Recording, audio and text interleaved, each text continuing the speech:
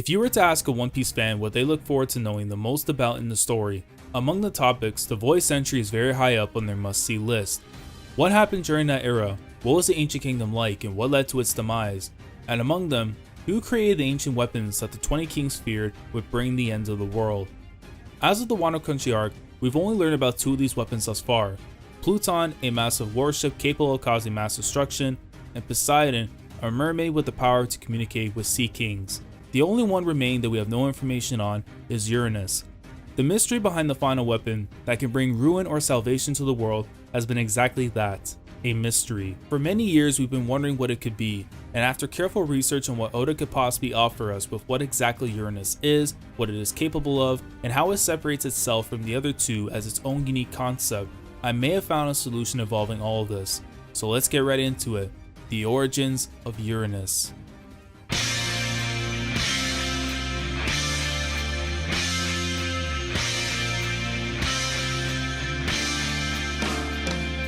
Before going into what Uranus could be, we have to understand the meaning behind its name and the implications of its possible form in the story. Uranus was named after a Greco-Roman deity known as Upavok. I think that's how it's said. Was a personification of the sky, the father of the 12 titans, and the grandfather of the first 6 Olympian gods. Uranus could literally translate to sky or heaven. While it might sound easier now that we have a theme to go by in the form of sky, it still leaves us without a definitive conclusion as to what it is. From what we know in the manga, Pluton represents the land as a warship, whilst Poseidon represents the sea in the being of a mermaid. With the concept of the sky the only thing to go off on, there are quite a few ways to formulate what it might possibly be. The first of which is quite basic in that it can be similar to that of Poseidon, a living creature that rules the skies. Some terms that come to mind would be the likes of dragons, griffins, and phoenixes, and among them I like the phoenix the most since we've already seen what dragons and griffins are capable of doing in the story, whereas with phoenixes, the symbolism with the legendary bird could give us something that aligns with the good and bad that an ancient weapon possesses. And I know what you're already thinking, and I'll get to that in a bit. Phoenixes are most commonly known for their tears, having the power to heal wounds of minor to major injuries, poisoning, and illness. Along with the ability to be reborn after death, is something that can be viewed on the level of the properties an ancient weapon is associated with.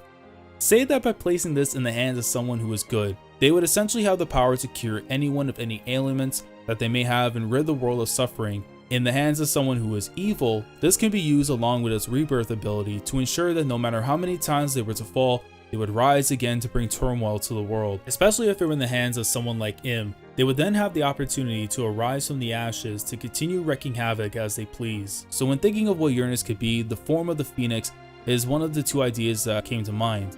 And maybe not just for Im, but maybe also for the other members of the Celestial Dragons, in particular with the Gorosei, which could also add up to why these individuals have been around for such a long time, and seeing that their appearances have been retained over the years without any slight changes. Now, this is where I answer your question, because I understand we've already have a phoenix in the story in the form of Marco, formerly of the Whitebeard Pirates. Well, here's the thing.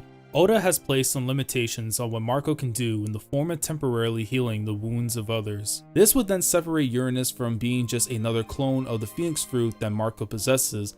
As seen in the story, we've met other characters who bear devil fruits that have powers similar to those we've already seen prior to the time skip. In this case, with Uranus being that of a legitimate phoenix, it would be the definitive version with its abilities being on a far more grander scale in terms of value and importance in the story. Now the next one is something I'm more inclined to see happen since it would fit very well with the uniqueness that is offered in the One Piece universe.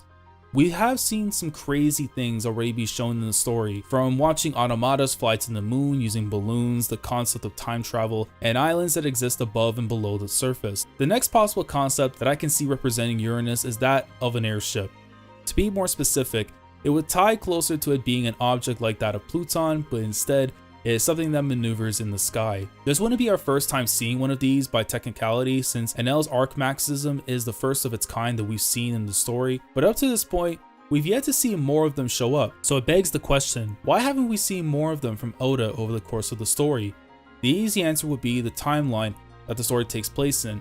Yet that doesn't really debunk it, considering this is a fantasy story where anything and everything has a possibility of becoming a reality. Now, what exactly would something like an airship be able to define itself under the classification as a weapon of mass destruction? Simply put, it would be able to traverse the skies at high accelerating speeds, equipped with cannons akin to that of Pluton, and be able to withstand any type of damage, as it is made from the likes of either sea stone or durable material to that of atom wood. In the possession of the wrong hands, anyone could commence war from the skies and potentially wipe out islands. It would make trying to fight or withstand an assault from this airship daunting, as land and sea wouldn't be able to find balance in a battle against the sky.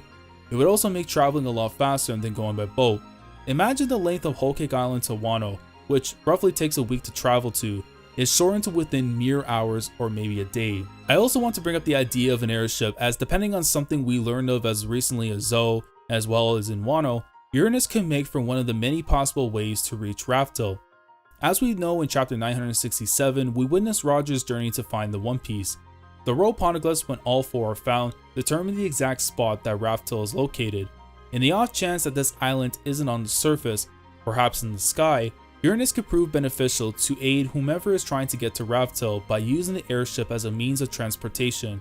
While a knock upstream would be an ideal way of doing things, and it could connect well with what we've seen en route to Skypiea during Jaya, that method might be more hazardous depending on the conditions of the environment leading up to Raftel. Uranus, with its proficient durability and rapid speed, could make navigating to Raftel a lot simpler. Now, I'm not saying by any means that this is how the Straw Hats are going to use something like Uranus to get to Raftel, but I do see their counterpart having an interest in it, that being the Blackbeard Pirates. Considering we saw them early in the story on this dinky raft boat that was something even I could create to sail the seas, it would be fitting for someone like Teach to use Uranus for both transportation and warfare en route to Raftel. He's a person that will take what he desires that fits into his schemes, and something like an ancient weapon with the capabilities I've mentioned would be something he would never pass up on. So between these two ideas that I thought about what exactly Uranus could be based on and what we know in the significance of its name, the likelihood I've come down to are that of a living creature and that of a phoenix, and an inanimate object in the form of an airship. Both in their own right would live up to the mantle of being a weapon that would bring the end of the world, while also having its positives in the means to either diminish suffering or helping one or a group reach the final island where the One Piece lies. In terms of its whereabouts, for me it comes down to which side of the two possibilities you consider. If it's the phoenix, I like the idea of it being in the possession of Im somewhere in Mary Joie.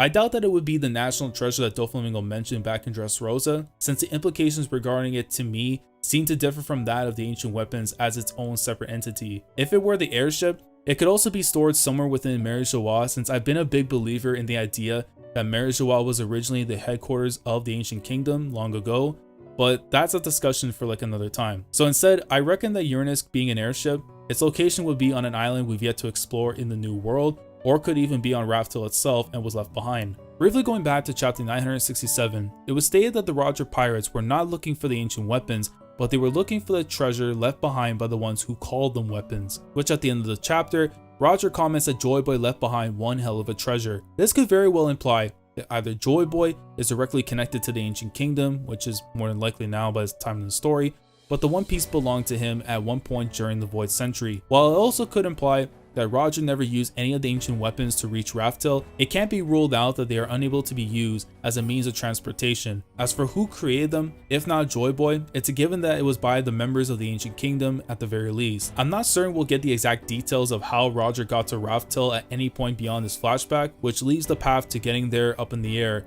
but the likelihood is that he took the Oral Jackson and just sailed there, but the method we'll probably never know. And thus, when the time comes for Oda to reveal what exactly Uranus is, the mystery behind its role in the story, its whereabouts, whose possession it's in, and whether it will serve as a means to protect or destroy the world will finally be known to the reader. But that's pretty much going to conclude things here in regards to what I believe the origins of Uranus is. But let me know your thoughts down in the comment section below. What is your theory or your idea of what exactly Uranus is? Do you see it being something of transportation? Do you see it being something in terms of warfare? And what exactly do you think that could be? Let me know down in the comment section below. Like the video if you enjoyed, subscribe to the channel if you guys are new here. If you want to be part of the weekly experience when it comes to my coverage of the One Piece manga, week in and week out, subscribe if you haven't already. Click on the bell Shandora to stay up to date with everything that goes on the channel. And with that being said, I will catch you guys in the next video. Commodore Lad signing off. Thank you so much for watching, and as always, take care.